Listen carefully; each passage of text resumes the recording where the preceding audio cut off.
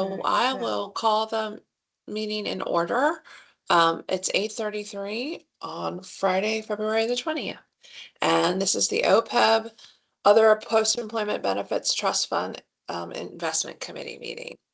And today we have a brief agenda. So let's start with the approval of the December 5th meeting minutes. Do I have a motion for that? I'll make a motion to accept the minutes. So Renee says the motion. Do we have a second? A second. Okay. And all in favor, say aye. Aye. Aye. Thank you. And so I'm going to turn it over to Christian and Tanya. Welcome back, Tanya, for the quarterly report. I can share my screen. Or I actually don't have permission. Lynn, if you wouldn't mind either pulling the report up or just giving me permission, either one's fine.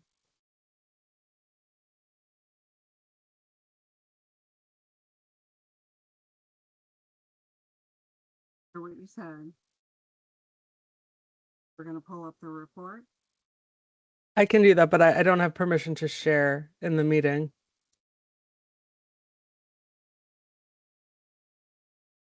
Can you hear me? I can. Okay, Not sure. just want to make sure. How to look.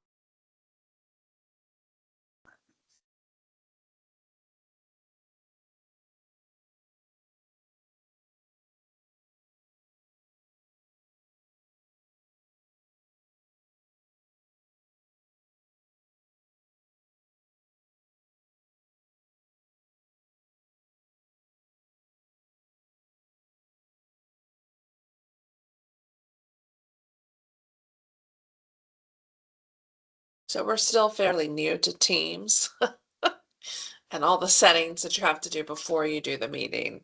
We live in a Google environment and everybody has access to everything. That's So I think it's still in the setup portion of it.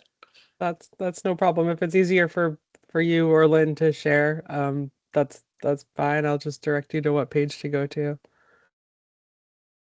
Or if everyone has the materials in front of them, we can Yeah, do it without sharing. that's true.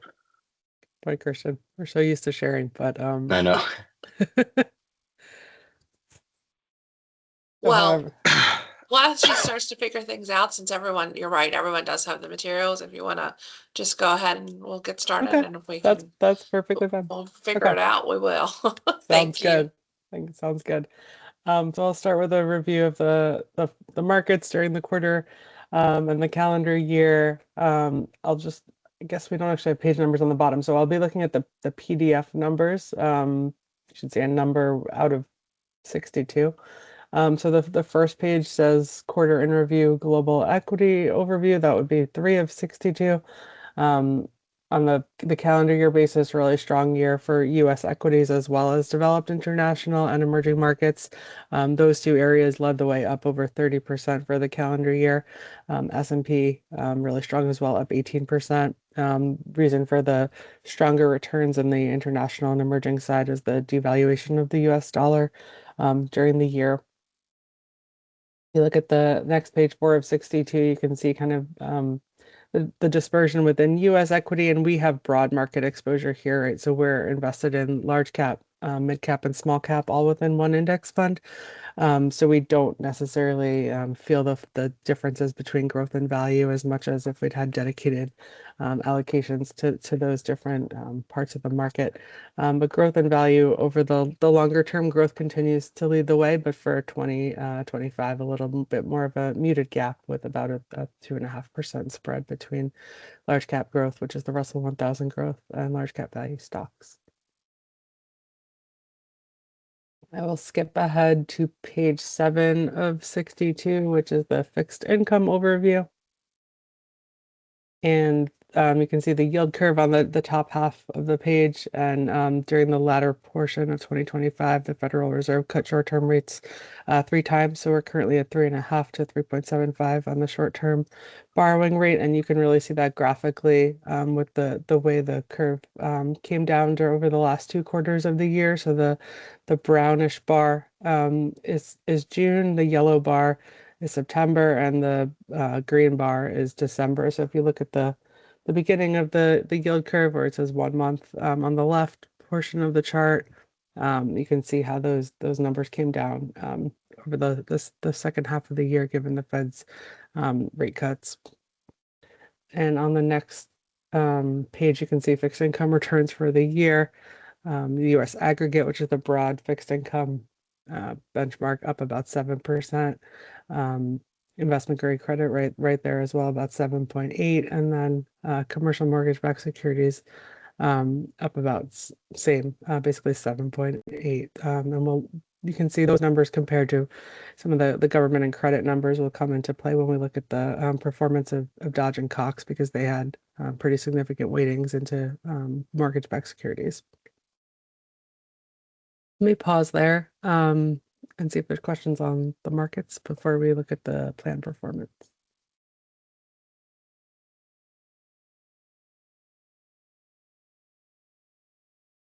Okay, on page 12, we have our summary observations. So this is really a quick and easy way to, if you missed the meeting or you wanted to just kind of remember for a refresh what happened, during the quarter, this kind of highlights some of the points that we'll talk about as we look through the report. So page 14 is our asset allocation policy versus our targets and the policy ranges. You can see a little bit overweight domestic equity, about 2.4%, a little bit overweight fixed income, about 3%, and that's because we're still underweight our 6% target to private credit. With Hamilton Lane, they just started making capital calls, so we did have our third capital call this quarter. And we are about 1.5%, which is, we're well on our way to getting closer to that target. The next page 15, you can see assets and cash flow over different time periods. So for the calendar year, we started just over $200 million, and we did have that $1 million contribution come in. And then we've had $30 million in investment earnings. So getting us to our value as of the end of December of $231.6 million and a 15% rate of return for the calendar year. And on a fiscal year basis, the first half of the fiscal year, growth of over $18 million with the combination of the contribution and investment earnings and income, and an 8% return so far for the first half of the fiscal year.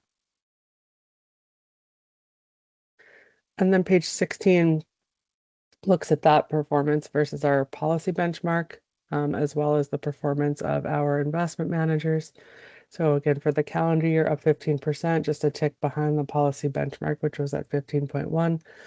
Fiscal year to date so far, 8.1 versus 7.9. And for this most recent quarter, fourth quarter of the year, we're at 2.2%, right in line with our benchmark. So our U.S. equity fund is managed passively with Fidelity. And again, that's the total stock market fund. So up 17% for the calendar year. On the international side, we have an actively managed fund with American Funds. That fund had a really strong absolute year, up 29% on a relative basis versus the benchmark, trailed a little bit, about 3%.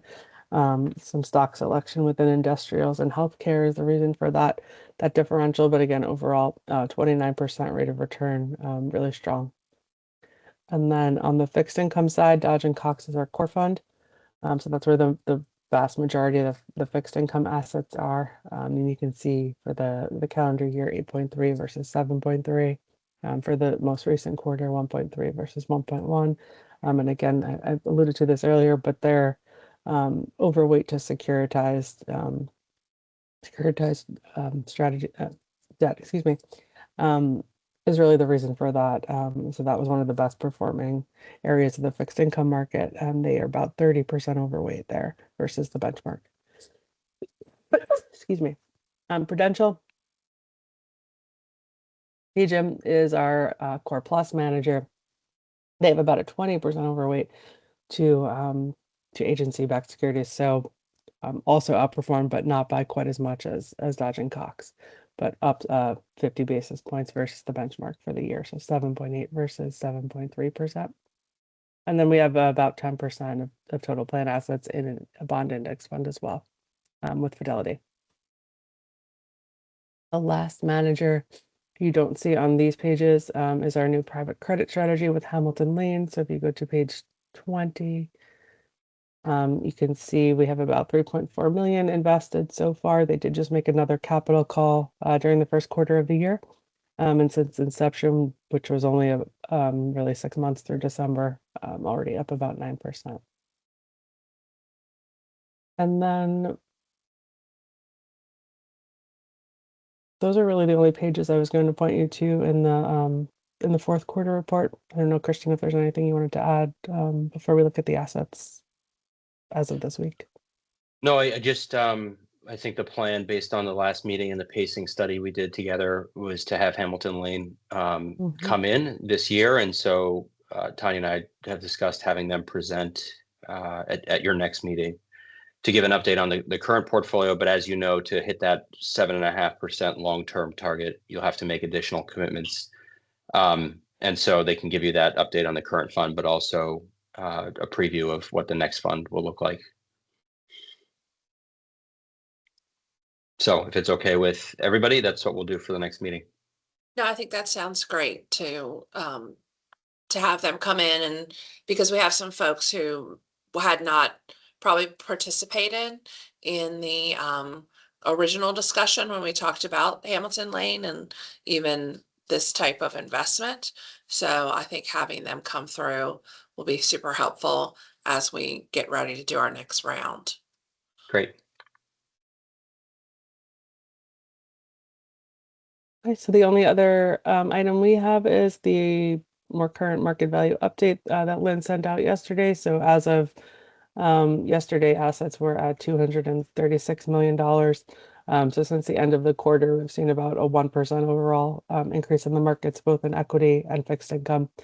So $5 million gain since the end of the quarter through this week.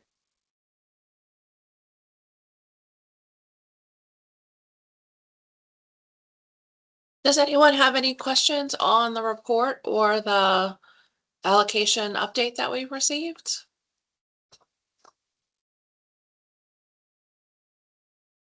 I guess the only kind of question I have, and of course it's a tea leaves kind of question, right? So today is the fourth quarter, I guess, of the GDP for all of 25 is coming out later today. The market seemed strong, so our equity position seems like, but I don't, there's every time you turn around, there's a lot of rumblings, right, in the world as it is. So I just was wondering if there's any, as we're looking towards the future, are there any concerns right now that you're contemplating in regards to our mix or any changes? Well, there's always headlines, right? And Right. that's what we're always keeping in mind. As we look at the mix, I think the most important thing to always focus on is that it's a long-term projection, and there's we have long-term targets and an asset allocation policy. So we don't want to react too much to short-term noise, but GDP and other economic indicators are obviously important measures that are taken into account when we look at our financial market conditions and things like that. And actually our 2026 market conditions or not market conditions, excuse me, asset allocation projections just came out. So that's another thing we've talked about maybe doing now that our capital market assumptions are out, is maybe just looking at the asset allocation again and seeing if there are any areas we might want to tweak slightly. Yeah, it seems like a good time to do that. So probably, I wouldn't foresee, and I think Tanya probably agrees, a change to the private credit path that we're on.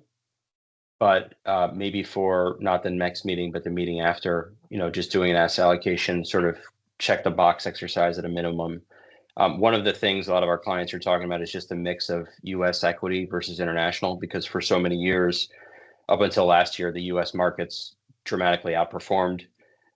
You know, from seeing the review that Tanya just did of the markets, that international had a really good year last year, and off to a really good year again so far in 2026. So, you know, just as a way of mitigating some concentration risk, particularly to the U.S. stock market, but within the U.S. stock market, the 7 to 10 corporations that really dominate it from a weighting perspective. A lot of our clients are kind of looking at that mix and just thinking about, is this the right sort of balance? What does the world look like generally in terms of market capitalization? So those are all things that we can take a look at through an asset allocation review.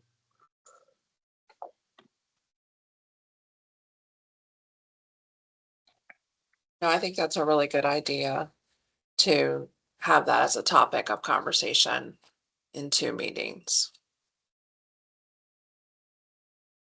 Are Great. there any other questions? Oh, I see Stephen has raised his hand. Oh, hi. I just on the allocation discussion, just in my kind of professional interactions, and you guys probably have seen this too in the markets around the potential threat of AI to certain business models. Just curious if the feedback you're getting from other people you interact with, what are people doing to kind of mitigate that risk? It doesn't necessarily seem short term. It could be a little longer term if the fears are founded, but I just curious about that. Thanks. Yeah, great question. A lot to unpack in the question. First, I think by and large expectations for sort of this AI push is that ultimately there are going to be winners and losers. And I think the markets really up and through last year, largely it was the hyperscalers, the tech behemoths, but really anything that sort of attached itself to AI was really riding that wave. And you have seen a pretty big shift so far in 2026 where, particularly around these headlines about industries that could potentially be impacted negatively by AI. Software is a great example. Insurance, legal firms.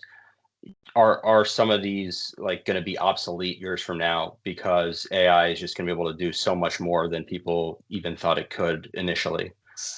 I think those questions are really hard to answer. I think for us, it's understanding where the exposures are. So I'll give you one example. Hamilton Lane, your private credit manager, and private credit right now is getting a lot of press. And so not to go too far off track, but one of the big issues for private credit has been the fact that you're taking relatively illiquid loans. And a lot of times these are packaged in institutions in what are traditionally more liquid vehicles. So we've had discussions at prior meetings about BDCs. BDCs are business development companies. They're very much in the headlines right now. And the reason I mentioned private credit in the context of AI is because a lot of these private credit oriented firms have invested heavily in technology companies and particularly software businesses. So Hamilton Lane, just getting an early read on that fund, they have pretty limited exposure. They've identified one of their portfolio holdings of about, call it 25 to 30 loans that they have now that could potentially be impacted. But the bottom line is that we don't know what that's going to look like, and they don't fully understand what that's going to look like as we move forward. So, going back to the original point about the market and looking, at public equities, which are obviously the majority of the allocation here relative to private, we are seeing a broadening out of the market, and we are seeing a lot of those hyperscalers and the really big names of the market actually pull back this year. They're actually negative as a whole, the Magnificent Seven, if you will, whereas the rest of the market is roughly flat. So I think the silver lining here as this shakeout continues to unfold is that there is room for market breadth to continue to expand. And there are plenty of other sectors that have dramatically underperformed technology and communication services in recent years that could actually fare quite a bit better just based on the fact that they haven't had tremendous earnings growth, but they also haven't had tremendous growth in stock price appreciation. So the multiples or the P ratios is one example outside of the Mag 7 are actually, you know, they're not cheap, but they're not nearly as pricey as things like speculative small cap technology names or some of the, you know, bigger names like a Tesla. So in some ways, what we're seeing so far in 2026 has been healthy, I think, just to see a pullback in those big tech names and some other sectors of the market start to perform better. That's a long-winded answer and maybe doesn't directly address your question, but I think there's a lot going on, as there always is in the markets. I think, you know, bottom line is that the impacts of AI are really hard to predict. And just one last point on AI, you know, that tremendous spend that we've seen in terms of the build out of data centers and, you know, just the knock-on effects that has across the economy. You know, some estimates show contributing close to 1% of GDP, maybe, you know, 0.6 to 0.8 more recently. But we know those mega cap technology companies are continue to spend hundreds of billions in sort of the build out of AI. I'd expect more volatility. You know, I think we got a little bit, you know, post the April tariff announcements, the market just did nothing but go up from there. And so it would feel, I think, more normal to kind of have more volatility like we've had the last few months. And ultimately, there will be these winners and losers in AI. And so, you know, I think for the perspective of this portfolio, having the broad market exposure, having the non-US equity exposure, investing somewhat selectively in private credit, and then having fixed income, public fixed income as the ballast of the portfolio, that all leads to what Tanya, you know, mentioned about having kind of a balanced and long-term portfolio that hopefully can withstand whatever happens in AI. So hopefully I got to most of your question, but please let me know if not, Stephen. I think that was a good overview. Thank you. Okay, good. So it looks like Hasfani has raised his hand. Yeah, thank you. I was just want to ask Tanya and Christian. I think my question is more if you guys have a particular view on interest rates, especially again in the context of the assets of the plan, given that we probably expect that at least right now it feels like there's a lot of expectation of lower rates, and we've seen quite a bit lower rates, but it seems there's going to be a lot of issuance, both in, you know, in terms of the government debt, but also from the private sector, especially. I think what Christian was just talking about on the AI side, that there's a lot of debt coming to market from companies that used to have a lot of cash issuing debt, and it seems outside the U.S. we've seen a lot of long-term debt interest rates actually rising in other developed markets and the like. That maybe it feels like it's a little one side of the boat that we expect lower rates, but how would you see us tolerating actually if rates ended up actually going higher after we get this bonanza of tax refunds from the big beautiful bill in April?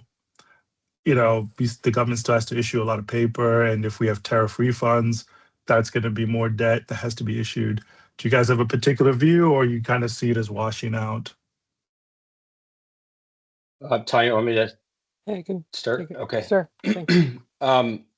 Another great question. I think the first in terms of rates, we talk about rates generally, and you know, the bottom line is if you look at the U.S. Treasury yield curve, and you can go to let's see, page 7.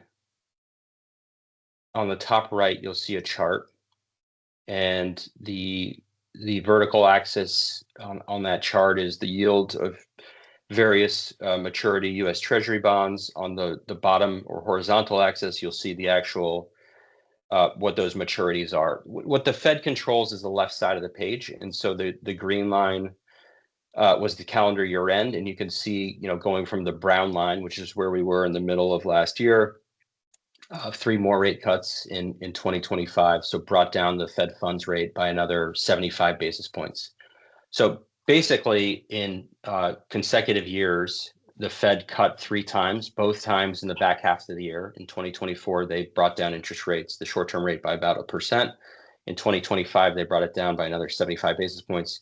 bottom line is true short-term rates are about close to 2% lower than they were midway through 2024. So that's a pretty substantial move. They brought down those rates because inflation has remained relatively tame. We've continued to have, I'd say, resilient economy by way of an okay jobs picture overall, not great, but not bad. And because inflation hasn't been an overly large concern, they've been able to cut rates.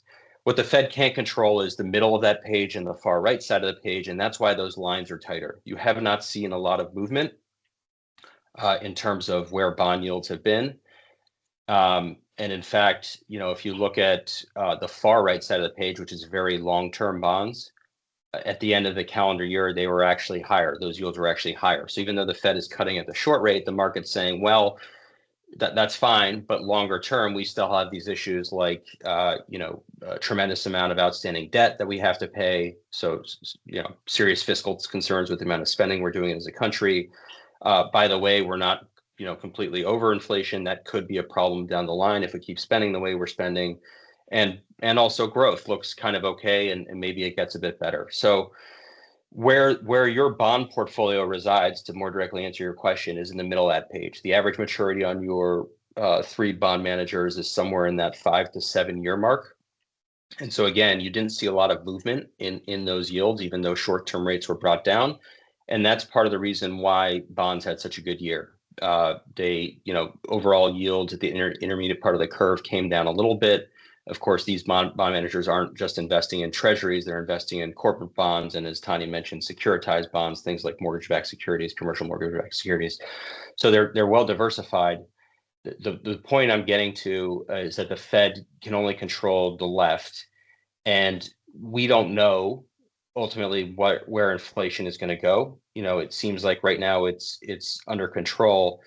So, hard to say. I think that where you start to get into trouble in your portfolio based on the interest rate picture and the yield picture is if inflation does spike. Again, that's not, that doesn't appear to be happening now. And I think part of the offset here is that if the labor market does continue to moderate and growth stays modest, which it has been for many years now, then the ultimate threat of inflation going up could be offset by a somewhat weakening economy. In other words, if you think about the Fed's dual mandate of inflation on the one side and managing full employment or the labor picture on the other, there's kind of a seesaw going on, but it could stay somewhat in balance. So I think if you ask for our view, even with the amount of debt issuance and even the potential for inflation to go up, ultimately things look pretty well in balance right now, and we don't have a view that they're going to get tipped out of balance anytime soon. So I think, in terms of the international picture, obviously every country has its own dynamics going on. I will say that there is overlap or impact what one country is doing in terms of its central bank policy and cutting rates and where their bond yields sit. That does have sort of knock-on effects. You can see that on the chart on the bottom right.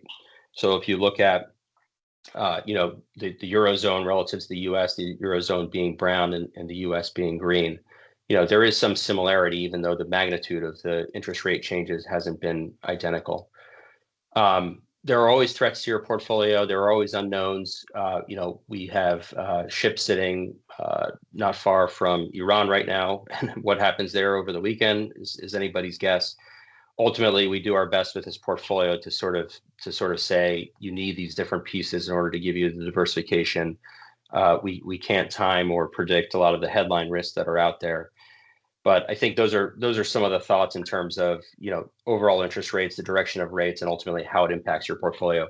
Just because the Fed is cutting or hiking rates doesn't necessarily mean that your bond portfolio is going to be negatively impacted. Did I address your question? And if not, thank please. you. Yeah, no, thank you. Appreciate that. Yeah. Okay. So we only take questions from committee members. And Maria, I apologize. You are not a member of the committee. So unless it's somebody who's, Probably. excuse No, me? I'm not a member. Thank you. No, I'm not Okay. a member. Thank you. I'll Thank cover you. myself. Thanks. So are there any other questions from committee members?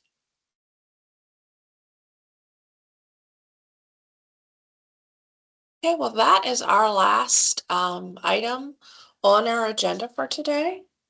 So if there are no additional questions, I will call the meeting to conclude at 9:03 a.m. Thank you all, and I hope you have a lovely weekend. Thanks, everyone. Thank you.